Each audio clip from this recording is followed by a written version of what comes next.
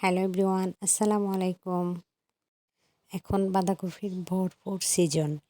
তো এই বাঁধাকপি দিয়ে অনেকভাবেই পাকোড়া তৈরি করা যায়।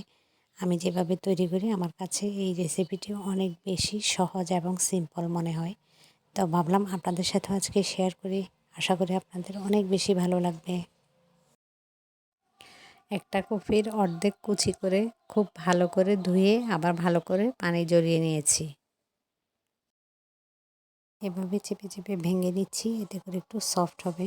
তারপর দিয়ে দেব বাকি উপকরণগুলো।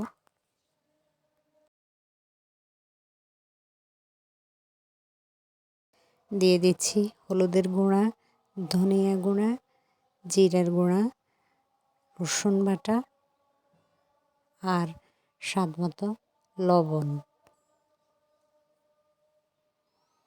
এবার দিয়ে দিচ্ছি পেঁয়াজ কুচি, কাঁচামরিচ কুচি।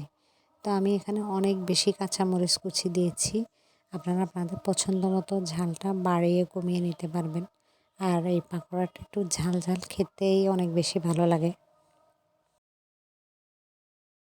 তারপরে দিয়েছি সমপরিমাণ আটা আর চালের গুঁড়া, তার মানে হাফ কাপ চালের গুঁড়া আর হাফ কাপ আটা। এবার খুব ভালো করে এভাবে মিশিয়ে নিয়েছি। তারপর দিয়ে দিচ্ছি একটি ডিম।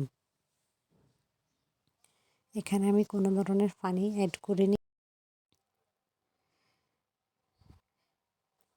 তা আমি এবার সব কিছু খুব ভালো করে মিশিয়ে নেওয়ার পর আমার কাছে মনে হয়েছে যে আরেকটু আটা লাগবে। তা আমি এখানে আরেকটু আটা দিয়েছি, তার মানে আমি 1.25 কাপের মতো আটা দিয়েছি। এবার দিয়ে দিয়েছি অনেকগুলো ধনেপাতা কুচি। এবার আবারও ভালো করে মিশিয়ে নিচ্ছি।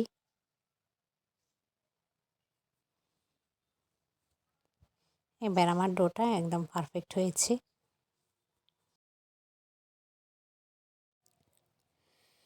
একটি কড়াইতে তেল খুব ভালো করে গরম করে নিয়েছি। এবার পাকোড়াগুলোকে ভেজে নেব।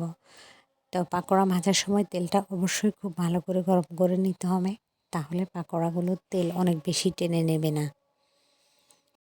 হাই থেকে মাঝারি আছে গোল্ডেন ব্রাউন করে পাকোড়াগুলোকে আমি উল্টে পাল্টে ভেজে নেব।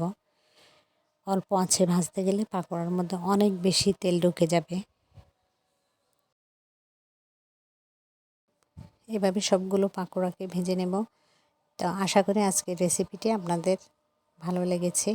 যদি ভালো লেগে থাকে তাহলে লাইক, কমেন্ট, শেয়ার করে পাশে থাকবেন।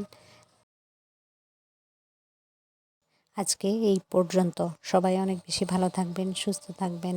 আল্লাহ হাফেজ।